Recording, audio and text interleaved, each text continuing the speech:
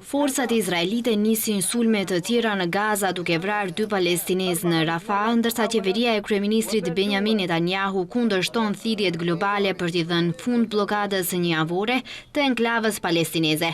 Ndërkohë, Rosalia Bolen nga agjencia e OKB-s për fëmijë thotë se bllokada izraelite e Gazës rrezikon të zhbëjë shumë nga puna që organizatat humanitare kanë mundur të kryejnë gjatë armpushimit. Ai tha se pasojat e ndalimit të hyrjes së furnizimeve mjekësore do të rrezikojnë fëmijët palestinezë do të vdesin.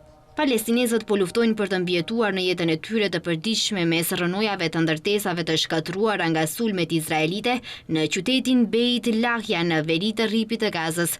Pjesa veriore e rripit të Gazës ka qenë një nga zonat më të shkatruara nga sulmet izraelite që nga fillimi i sulmeve në tetor të vitit 2023. Palestinezët në rripin e Gazës, të cilët janë të privuar nga nevojat më elementare si ushqimi dhe kushtet e ujit të pastër dhe strehimi, gjithashtu po përballen me kushte të favorshme të motit. Faza e parë 6 javore e një marrëveshje e armpushimi e cila hyri në fuqi më 19 janar, ka qenë në fuqi deri të shtunën e kaluar në mesnatë.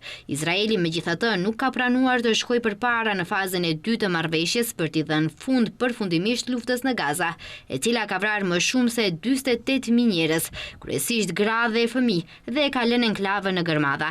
Nëntorin e kaluar, gjykata ndërkombëtare penale lëshoi urdhër arrest për kryeministrin izraelit Benjamin Netanyahu dhe ish-ministrin e tij të mbrojtjes Yoav Gallant për krime lufte dhe krime kundër njerëzimit në Gaza.